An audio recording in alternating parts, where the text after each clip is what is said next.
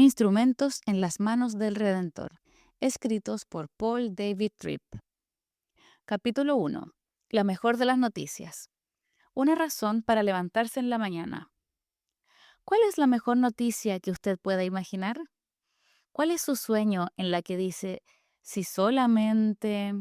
mm, ¿Es convertirse en multimillonario y comprar la casa de sus sueños? Tal vez el trabajo que siempre ha querido. Tal vez que su cónyuge de pronto se convirtiera en la persona que usted siempre deseó. O que su hijo salga bueno, que viva de manera responsable y se case con una persona maravillosa. ¿Cuál sería la mejor noticia para usted? Hagamos la pregunta de otra manera. ¿Cuál es su razón para levantarse en la mañana? ¿Qué es lo que lo mueve y motiva durante el día? ¿Qué es suficientemente importante como para que usted esté dispuesto a dar su tiempo, talentos y energía? ¿Qué es tan importante como para que usted centre su vida alrededor de ello? Este libro trata sobre las mejores noticias que un ser humano podía recibir alguna vez. Se trata de algo tan significativo que hace que todo lo que emprendamos valga la pena, a pesar de que somos personas imperfectas en un mundo deshecho. Esta noticia no tiene nada que ver con fantasías, sueños o expectativas irrealistas. Tiene sus raíces en hechos históricos y realidades actuales. Penetra en las situaciones humanas más duras y le da una esperanza que cambia la vida. Es lo único para lo que realmente vale la pena vivir. Es la buena noticia. Para captar la noticia, usted tiene que comprender la historia. Durante un breve periodo de tiempo, cuando Dios creó el mundo, gente perfecta caminaba por un mundo perfecto, en perfecta unión con Dios. El ambiente era exuberante y rico, con una colección de animales que habitaba en el aire, la tierra y el mar. Todas las necesidades físicas y espirituales eran plenamente satisfechas. No había estómagos vacíos o enfermedades que temer. Los jardines estaban libres de malas hierbas y espinas. El hombre y la mujer, Adán y Eva, vivían en perfecta unión el uno con el otro. No había una competencia malsana, ni lucha por el poder, ni venganza o recriminación. No había intrigas secretas o palabras duras, ni miedo, culpa, vergüenza o rebelión contra la autoridad. Existía entendimiento, comunicación y amor. No había lucha con la identidad, ansiedad, depresión o adicción. No había una historia personal dolorosa que superar. No había miedo de lo que podría suceder en el futuro, ni motivos mezclados, ni lucha con deseos desordenados. No existía la tentación al pecado. Con Dios también había una unión perfecta. La gente amaba, adoraba y obedecía de la forma que fueron creados para hacerlo. Incluso en la frescura del día ellos caminaban con Dios en el jardín, gozando de perfecta comunión con su Creador. Eran los administradores permanentes de Dios, puestos allí para gobernar lo que Él había hecho, e hicieron bien su trabajo. Dios no tenía ninguna razón para confrontarlos, y ellos no tenían nada que confesar. Todo estaba bien, día tras día. La vida era mejor que cualquier cosa que podamos imaginar, desde nuestra perspectiva dañada por el pecado. Pero, lamentablemente, esto no duró mucho. En el acto de rebeldía más significativo que jamás se haya cometido, el hombre y la mujer se apartaron del plan ordenado por Dios. En un segundo todo se vino abajo. Toda la asombrosa belleza de ese mundo se dañó profunda y permanentemente. En un instante, el miedo, la culpa y la vergüenza se convirtieron en experiencias humanas normales. Las personas que una vez vivieron en perfecta armonía ahora acusaban, engañaban y luchaban por tener el control. Las malas hierbas y las enfermedades se convirtieron en preocupaciones diarias. La gente empezó a desear lo malo y a hacer lo que estaba mal. En lugar de someterse a la autoridad de Dios, vivían como sus propios dioses. El mundo que una vez cantó la canción de la perfección ahora gemía bajo el peso de la caída. El pecado alteró cada pensamiento, deseo, palabra y obra. Creó un mundo de doble ánimo y motivos mixtos, autoadoración y egoísmo. La gente deseaba ser servida, pero odiaba servir. Anhelaba el control y alimentaba falsas ilusiones de autosuficiencia. Se olvidó de su creador, pero adoraba su creación. En lugar de amar a la gente y usar cosas para expresarlo, la gente amaba las cosas y utilizaba a las personas para conseguirlas. La segunda generación de la humanidad cometió incluso un asesinato. La gente comenzó a mentir, engañar, ocultarse y negar. La gente sufría a manos de otros, desde falta de consideración momentánea hasta actos abominables de abuso físico y sexual. Por primera vez, la gente lloraba de pena por dentro y de sufrimiento por fuera. Dios ahora vio su mundo asolado por el pecado. Él no estaba dispuesto a que permaneciera así, por lo que ideó un plan. Se necesitarían miles de años. Esto significaría el aprovechamiento de las fuerzas de la naturaleza y el control del curso de la historia humana, pero podría hacerlo.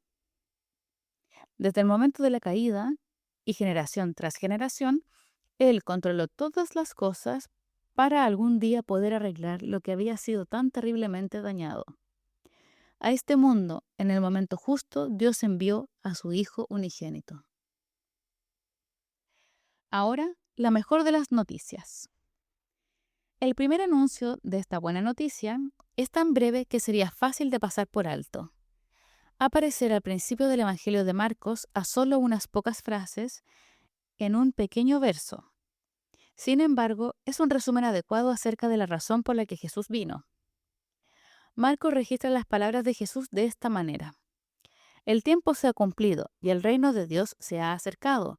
Arrepentíos y creed en el Evangelio. Marcos 1:15.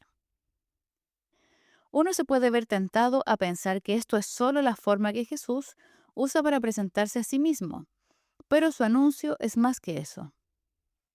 Este nos ofrece a todos nosotros, lo que soportamos las duras realidades de la caída, la única razón válida para levantarnos por la mañana. Ofrece una esperanza que es maravillosamente práctica e intensamente personal. La noticia comienza con estas palabras.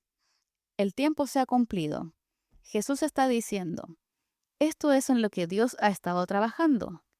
Toda la historia se ha estado moviendo hasta ese específico momento.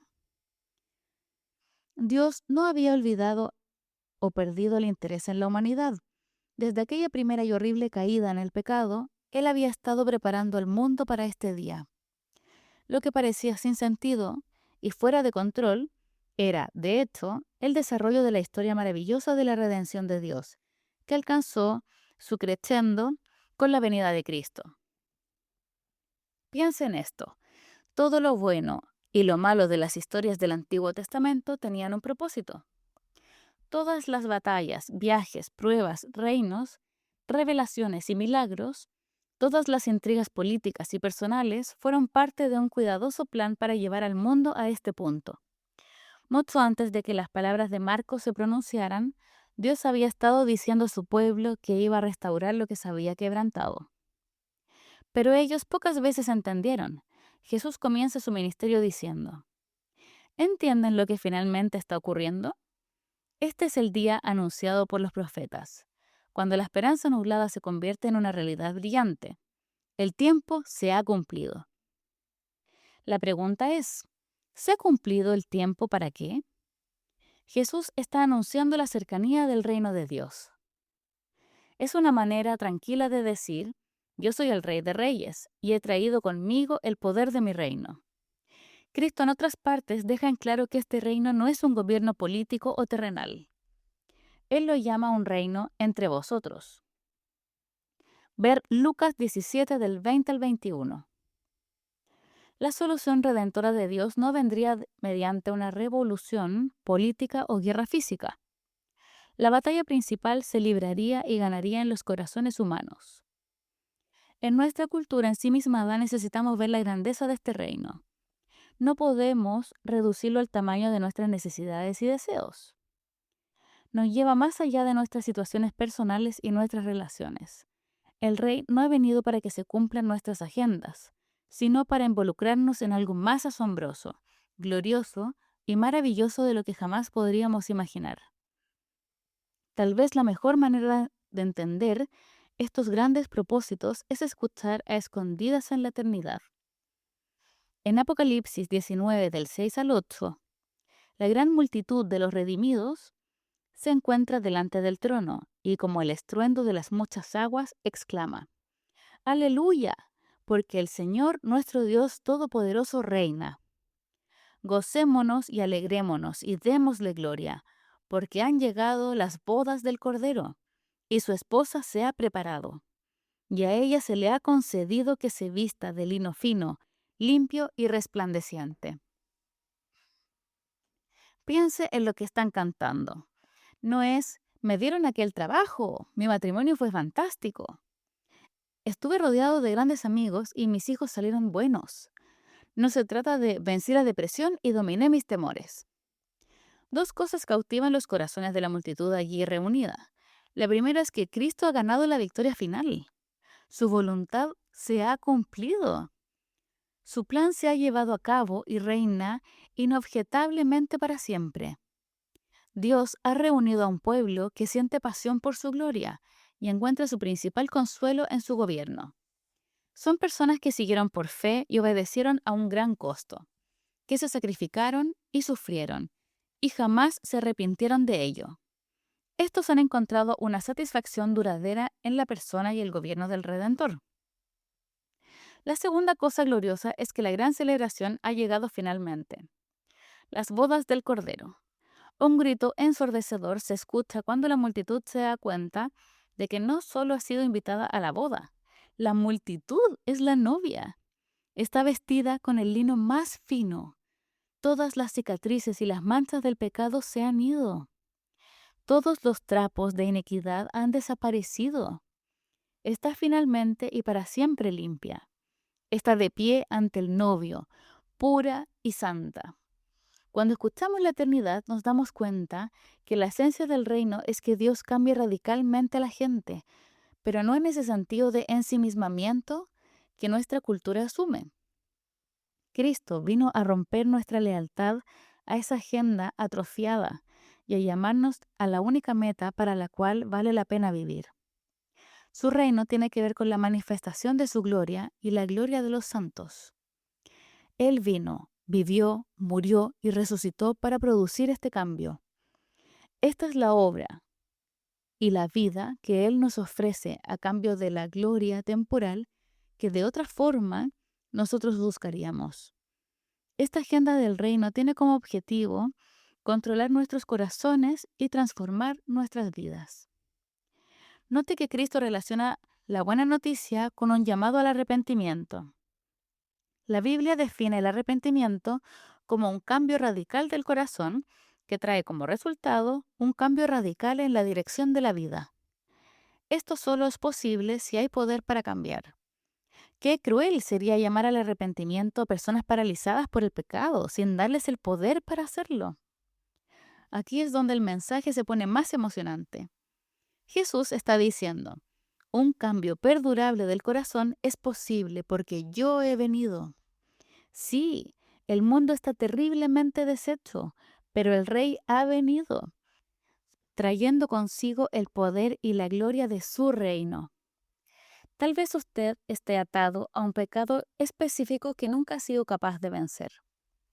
Quizás usted es parte de una comunidad que parece irremediablemente dividida. Tal vez su propio matrimonio está muy lejos del buen plan de Dios. Tal vez usted está cargando, donde quiera que vaya, con reliquias dolorosas de su propio pasado. Quizás usted está cansado de buenas intenciones que salieron mal, promesas rotas y esperanzas y sueños destrozados. Nuestra necesidad de cambio está a nuestro alrededor y dentro de nosotros. El pecado que se apodera de nuestro corazón hace que todo sea más difícil. El pecado transforma el amor en lujuria egoísta. Toma la seguridad del hogar, dispuesta por Dios, y la convierte en un lugar donde se pueden producir las heridas humanas más profundas. Corrompe el lugar de trabajo, le roba el gobierno de su bien e incluso mancha a la iglesia. Y al final de la jornada trae como resultado la muerte. Usted no puede escapar del pecado porque mora dentro de usted. todas las cosas se tuercen por su poder. No puede engañarlo o librarse de él con dinero. No puede moverse para esquivarlo. Por esta razón, la venida del Rey es la mejor de las noticias. El cambio es posible. Usted puede estar parado en medio de las duras realidades del pecado y tener una esperanza que nunca le defraude. Romanos 5, del 1 al 5. Ese matrimonio puede cambiar. Ese adolescente puede cambiar. Esa iglesia puede cambiar. Esa amistad puede cambiar. Esa amargura puede ser eliminada. Esa compulsión puede romperse. Ese miedo puede ser vencido. Ese corazón de piedra puede ponerse suave y palabras dulces pueden salir de una lengua que antes era ácida. Un servicio de amor puede brotar de una persona que una vez estuvo totalmente absorta en sí misma. La gente puede tener poder sin corromperse. Las casas pueden ser lugares de seguridad, amor y sanidad. El cambio es posible porque el Rey ha venido. En todo esto, el objetivo final de Dios es su propia gloria. Cristo vino a restaurar a las personas al propósito para el que fueron creadas, vivir todos los aspectos de la vida en obediente y devota sumisión a Él. Para lograrlo, Él sopla aliento de vida en corazones muertos para que podamos comprender nuestra necesidad de Él. Él vivió sin pecado y cumplió la ley por nosotros. Él dio su vida en castigo por el pecado para que pudiésemos ser completamente perdonados. Él nos adoptó en su familia, dándonos todos los derechos y privilegios de sus hijos. Él nos conforma a su propia imagen a diario. Por su gracia nos da la capacidad para hacer lo correcto. Su espíritu vive dentro de nosotros. Nos da convicción del pecado, nos ilumina la verdad y nos da el poder para obedecer. Él nos coloca en el cuerpo de Cristo donde podemos aprender y crecer. Él gobierna sobre todos los acontecimientos para su gloria y nuestro bien. Él nos convierte en el objeto de su amor que es eterno y redentor. La Biblia llama a este cambio redención. No solo nos ha cambiado, somos restaurados para Dios. Esto es lo que hace que todos los otros cambios sean posibles. Nuestras noticias deben ser las buenas noticias. Cuando Jesús comisionó a sus discípulos a ministrar en su nombre, este fue el mensaje que Él les dijo que proclamaran. Este debe ser también nuestro mensaje cuando nos enfrentamos a nuestras propias luchas con el pecado y cuando ministramos a gente que parece estar atrapada por cosas que no pueden superar. Debemos proclamar fielmente: la esperanza solo se encuentra en Jesucristo, el Rey de Reyes. En Él, un cambio del corazón que sea duradero y personal es posible. Cualquier otro mensaje alienta falsas esperanzas. Hay personas que al luchar con la vida de un mundo caído, a menudo quieren explicaciones, cuando lo que realmente necesitan es imaginación. Quieren estrategias, técnicas y principios, ya que simplemente desean que las cosas mejoren. Pero Dios ofrece mucho más. La gente necesita mirar a sus familias, vecinos, amigos, ciudades, puestos de trabajo, su historia y sus iglesias y ver el reino. Ellos necesitan la imaginación, es decir, esa capacidad de ver lo que es real, pero invisible. Esto es en lo que Pablo fijó su mirada, en 2 Corintios 4. Necesitan mirar una ciudad y ver el glorioso grupo de los redimidos siendo reunidos en medio de una brutal batalla espiritual para vivir en unión con Dios. Necesitan mirar a sus hijos y ver a un redentor que busca sus corazones para sí mismo. Necesitan explorar la historia y ver a Dios logrando su propósito. La gente necesita ver la esperanza brillante de la existencia humana. La gente puede conocer, amar y servir a Dios. Puede comunicarse con Él para siempre y formar una comunidad de amor que de otra manera no es posible. Todo esto es posible porque el Rey ha puesto su amor y gracia sobre ellos. Como pecadores tenemos una inclinación natural a alejarnos del Creador para servir a la creación. Nos apartamos de la esperanza de una persona para poner la esperanza en sistemas, ideas, personas o bienes. La esperanza verdadera nos mira a la cara, pero no le vemos. En cambio, cavamos en el montón de las ideas humanas para extraer un fragmento diminuto de entendimiento. Nos decimos que por fin hemos encontrado la clave. Eso que hará la diferencia. Actuamos basados en ese entendimiento y abrazamos la falsa ilusión del cambio personal perdurable. Pero al poco tiempo vuelve la decepción. El cambio era temporal y cosmético, y no puede penetrar en la esencia del problema. Por lo tanto, volvemos al montón de nuevo, decididos esta vez a acabar en el lugar correcto. ¡Eureka! Nos encontramos con otro fragmento de entendimiento aparentemente más profundo que antes. Lo llevamos a casa, lo estudiamos y lo ponemos en práctica. Pero siempre terminamos en el mismo lugar. La buena noticia nos enfrenta con la realidad de que la ayuda que cambia el corazón nunca será encontrada en ese montón. Solo se encuentra en el hombre, Cristo Jesús. No debemos ofrecer a la gente un sistema de redención, un conjunto de ideas y principios. A la gente le ofrecemos un redentor. En su poder encontramos la esperanza y la ayuda que necesitamos para derrotar a los enemigos más poderosos. La esperanza se basa en la gracia del Redentor, el único medio real de un cambio perdurable. Esto es lo que separa a los creyentes de la psicología de nuestra cultura. Este mundo, por haberle virado radicalmente sus espaldas al Señor, solo puede ofrecerle a la gente algún tipo de sistema. La esperanza se reduce a una serie de observaciones, un conjunto de ideas o a pasos en un proceso. Nosotros, en cambio, nos encontramos con la gente que desesperadamente cava y amorosamente le pedimos sus palas. Poco a poco, los alejamos del montón y con alegría les guiamos al hombre, Jesucristo. Esta es la esencia del ministerio personal. Sin embargo, a nuestra inclinación a sustituir al rey por una cosa no muere fácilmente. Esta inclinación asoma su fea cabeza, incluso cuando buscamos respuestas en la Escritura. Nos acercamos a la Biblia con la mentalidad de ¿dónde puedo encontrar un versículo sobre...? Nos olvidamos de que la única esperanza que los principios ofrecen se basa en la persona Jesucristo. Y nos olvidamos de que la Biblia no es una enciclopedia, sino la historia del plan de Dios para rescatar a la desesperada e impotente humanidad. Es una historia sobre personas que son rescatadas de su propia autosuficiencia y sabiduría y transportadas a un reino donde Jesús es el centro y la verdadera esperanza está viva. No podemos tratar a la Biblia como una serie de conocimientos terapéuticos. Esto distorsiona el mensaje y no dará lugar a un cambio perdurable.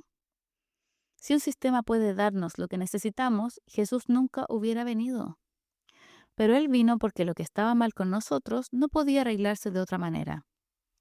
Él es la única respuesta, por lo que nunca debemos ofrecer un mensaje que sea menor que la buena noticia. Nosotros no le ofrecemos a la gente un sistema, le apuntamos a un redentor. Él es la esperanza. ¿Por qué la esperanza se basa en una persona? Si usted va a ayudar a alguien, usted necesita saber lo que está mal y cómo se puede arreglar. Usted va a su mecánico de automóviles, ya que éste puede determinar por qué su auto no está funcionando bien y ponerlo en marcha otra vez. Cualquier punto de vista fiable sobre el cambio personal debe hacer lo mismo. Debe diagnosticar correctamente lo que está mal con la gente y qué es necesario para que cambien. Aquí es donde nuestra cultura se equivoca completamente. Al rechazar una perspectiva bíblica de la gente, el mundo elimina cualquier esperanza de responder con precisión a la pregunta, ¿qué está mal?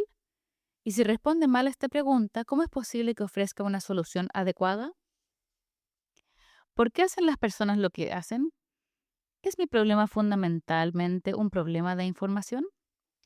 ¿Es que un conjunto lógico y bien investigado de conocimientos ofrece la solución? ¿Está mi problema fundamental relacionado con las experiencias? ¿El tratar con mi pasado solucionará mi problema? ¿Es mi problema fundamentalmente biológico? ¿El ayudarme a lograr un equilibrio químico resolverá mi problema? ¿O hay algo mucho más grave conmigo por debajo de todas estas cosas? La respuesta de las escrituras a esta última pregunta es un rotundo y claro sí. Las escrituras estarían de acuerdo en que mi problema es informativo, en el sentido de que no sé lo que necesito saber. También afirma el impacto de nuestras experiencias, a pesar de que sostiene que nuestro problema central procede a nuestra experiencia y va más profundo. La Biblia también reconoce la compleja interacción entre nuestra naturaleza física y espiritual, pero nunca ubica nuestro problema central en nuestra biología. De esta manera, la Biblia es radical en comparación con nuestra cultura. La Biblia dice que nuestro problema central, la razón fundamental por la que hacemos lo que hacemos, es el pecado. ¿Qué quiere decir esto? La Escritura define el pecado como una condición que trae como resultado un comportamiento. Todos somos pecadores y debido a esto, todos hacemos cosas pecaminosas. Por eso he dicho que nuestro problema central procede de nuestra experiencia. David lo capta bien en el Salmo 51. He aquí, en maldad he sido formado, y en pecado me concibió mi madre. Versículo 5. David está diciendo, yo nací con un problema fundamental. Lo tenía mucho antes de mi primera experiencia. Hay algo mal en mi ser interior que afecta fundamentalmente la forma en que actúo como ser humano.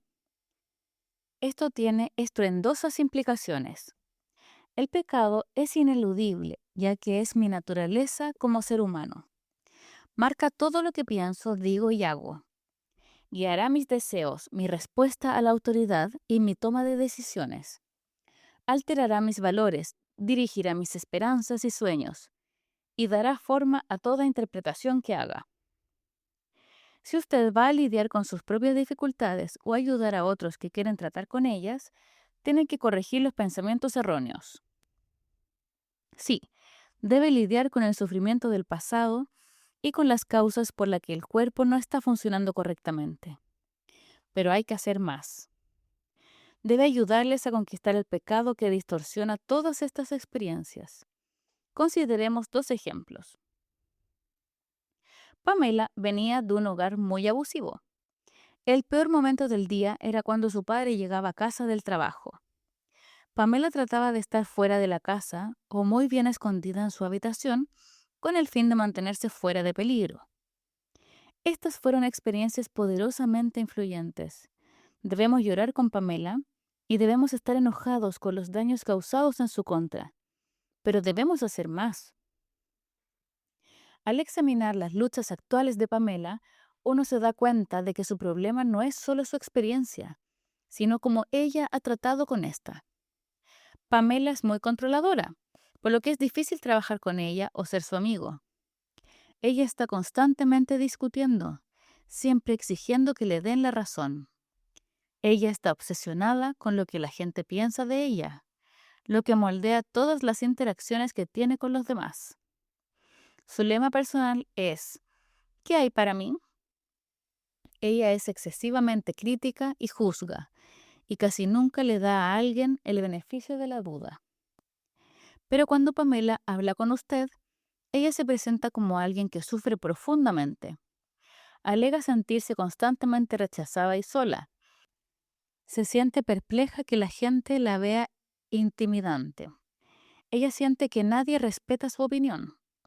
¿Qué está pasando con Pamela? ¿Son todos sus problemas presentes el resultado de su pasado? Claramente es más que eso.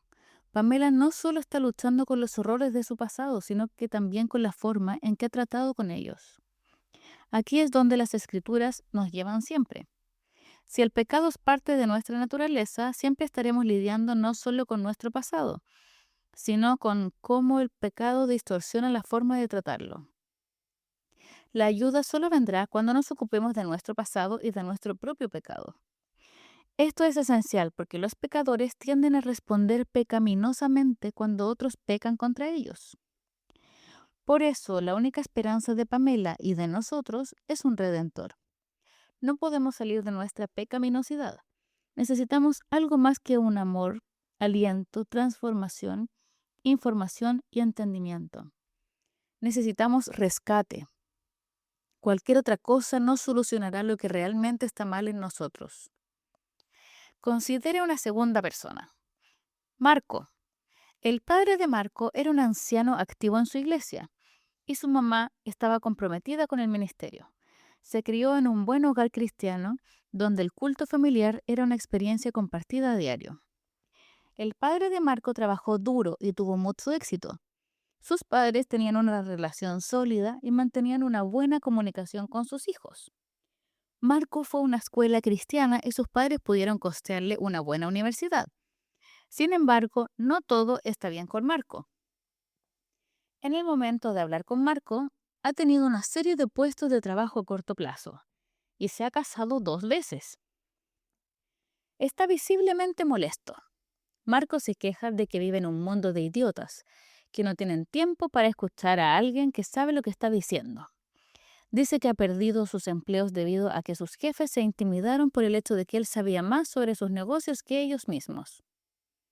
Él considera a sus exesposas como emocionalmente débiles, incapaces de vivir con alguien seguro de sí y que maneja tan bien su vida. ¿Es que la familia de origen de Marco ha influido en su vida presente? Por supuesto, pero otra vez hay más cosas. Marco está luchando fundamentalmente contra Marco. El pecado no solo me hace responder pecaminosamente ante el sufrimiento, también me hace responder pecaminosamente ante la bendición. El niño inteligente se burla del niño tonto. El que es atleta se burla del niño con 2 pies izquierdos. Hay algo tan mal dentro de nosotros que ni siquiera podemos manejar adecuadamente las bendiciones. Marco necesita algo más que entendimiento. Tiene que ser rescatado de sí mismo y para eso necesita un redentor. Por eso no podemos simplemente ofrecer a la gente un sistema o darle consejos sobre cómo lidiar con su pasado. Debemos guiarles a un redentor poderoso y presente. Él es nuestra única esperanza. Él ha vencido el pecado por nosotros. Él se complace en ofrecernos su gracia que transforma corazones y cambia la vida. Por eso Pablo escribe así intencionadamente en Colosenses 2:8. Cuídense de que nadie los cautive con la vana y engañosa filosofía que sigue tradiciones humanas, la que va de acuerdo con los principios de este mundo y no conforme a Cristo. La filosofía del mundo es engañosa porque no puede dar lo que promete. Puede estar bien investigada y presentada de forma lógica, pero no está centrada en Cristo, debido a que el pecado o la condición es lo que está mal. La verdadera esperanza y ayuda solo se puede encontrar en Él. Cualquier otra respuesta estará equivocada. Lo que el pecado nos hace. El pecado es la peor enfermedad, la gran psicosis. Usted no puede esquivarlo o derrotarlo. Mire a su alrededor y verá su marca en todas partes. El pecado complica lo que ya es complicado. La vida en un mundo caído es más ardua que como Dios la concibió. Sin embargo, nuestro pecado la hace peor. Lidiamos con mucho más que el sufrimiento, la enfermedad y la decepción y la muerte. Nuestro problema más profundo no es experiencial, biológico o relacional, sino que es moral. Lo altera todo. Esto distorsiona nuestra identidad, altera nuestra perspectiva, descarrila nuestra conducta y secuestra nuestra esperanza. Como Moisés notó al describir la cultura humana antes del diluvio, y vio Jehová que la maldad de los hombres era mucha en la tierra, y que todo designio de los pensamientos del corazón de ellos era de continuo solamente el mal. Génesis 6:5. Esto es lo que hace el pecado en nosotros, es la peor enfermedad. Nuestro primer hijo fue un bebé increíblemente activo. Pasó sus días agarrando, pegado y subiendo sobre mi esposa Luela, como si ella fuera el mejor parque infantil. Luego, a los 8 meses y medio, este niñito dio sus primeros pasos. En poco tiempo se movía por nuestra casa a una velocidad asombrosa.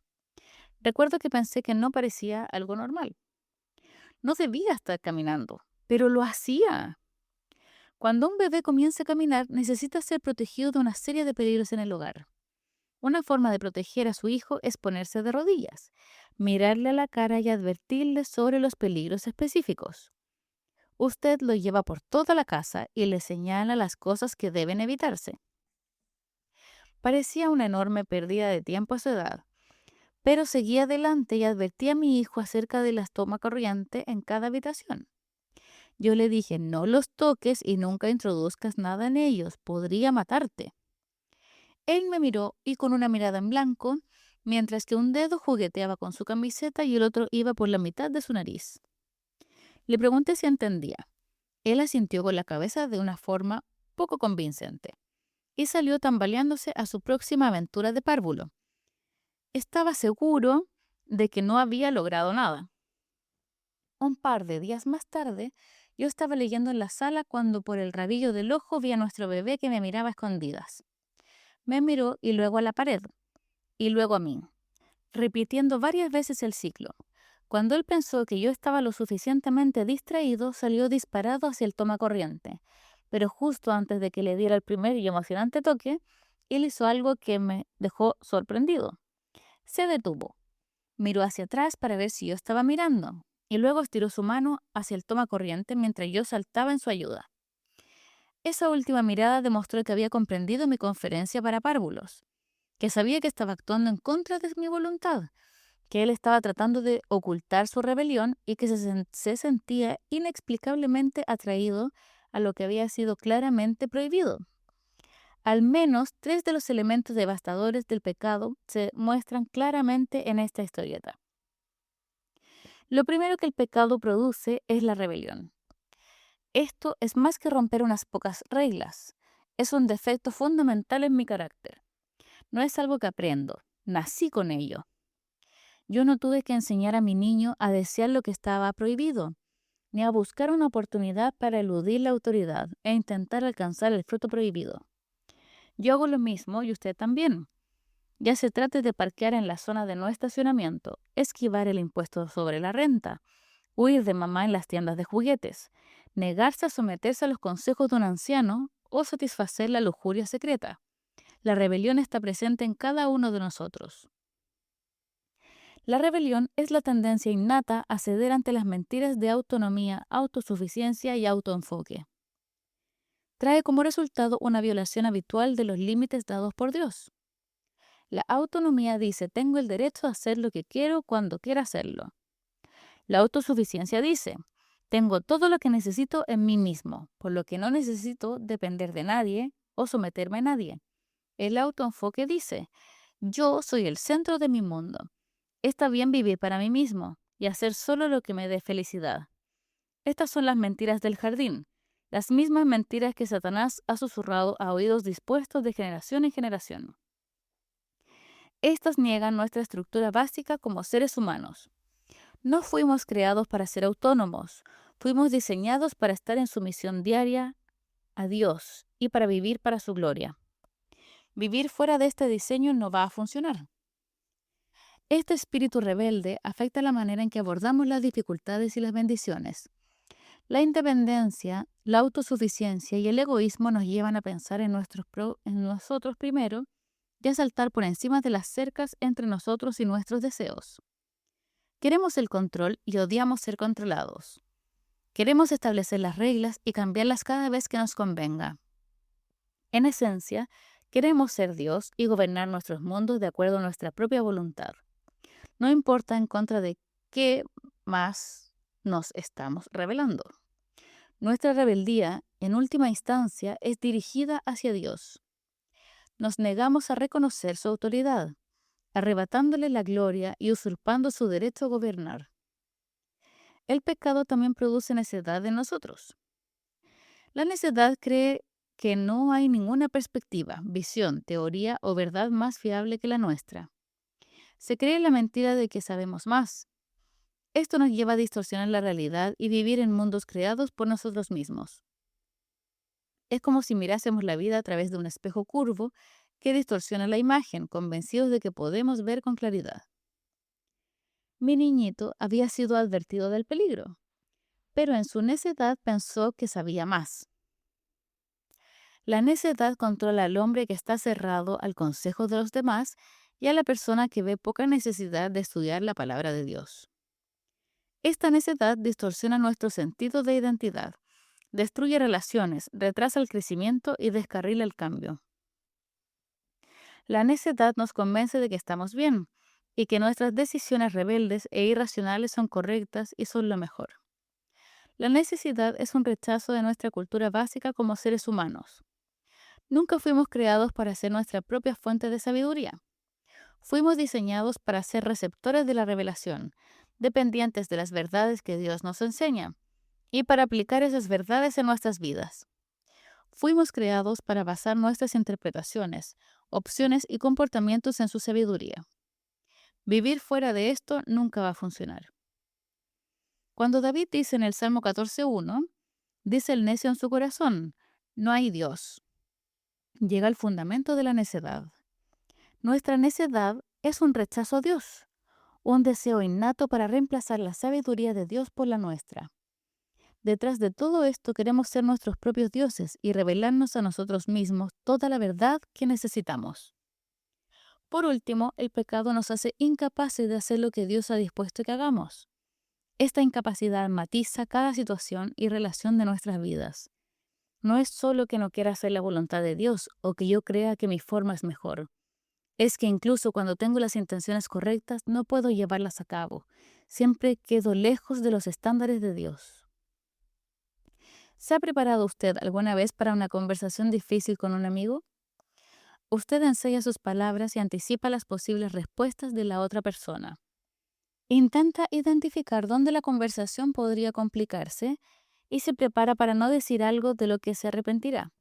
Usted no quiere estropearlo en esta ocasión, pero cuando se tiene la conversación, en medio de ella algo sucede. La otra persona le hiere, los picos de temperatura emocional suben y usted lo ataca con todo.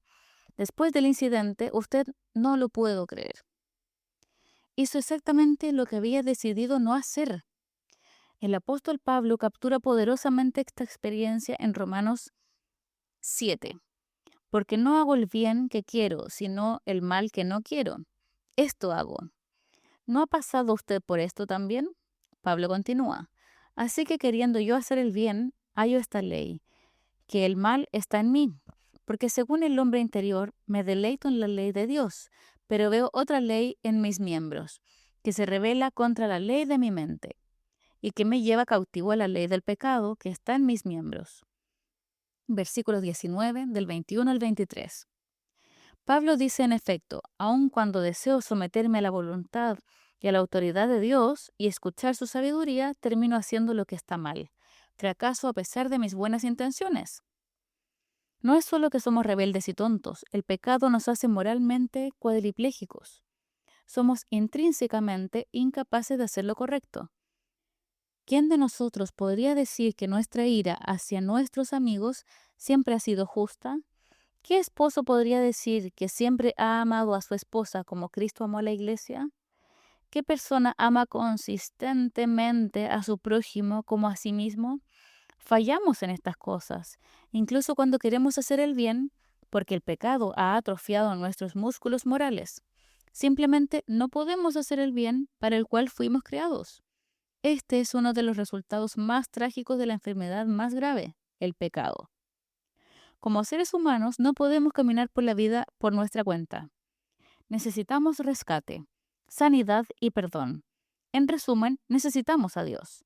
Necesitamos las buenas nuevas, las buenas noticias, la noticia del Rey, que ha venido para hacer que un cambio perdurable sea posible. Solamente esto es nuestra esperanza personal y la base de nuestro ministerio a los demás. La buena noticia del reino no es la ausencia de dificultades, sufrimientos y pérdidas. Es la noticia de un Redentor que ha venido a rescatarme de mí mismo. Su rescate produce cambios que fundamentalmente modifican mi respuesta a estas realidades ineludibles. El Redentor convierte rebeldes en discípulos y necios en oyentes humildes. Hace que paralíticos caminen de nuevo. En Él podemos enfrentar la vida y responder con fe, amor y esperanza. Y a medida que Él nos cambia, nos permite ser parte de lo que está obrando en la vida de los demás. A medida que usted responde a la obra del Redentor en su vida, usted puede aprender a ser un instrumento en sus manos.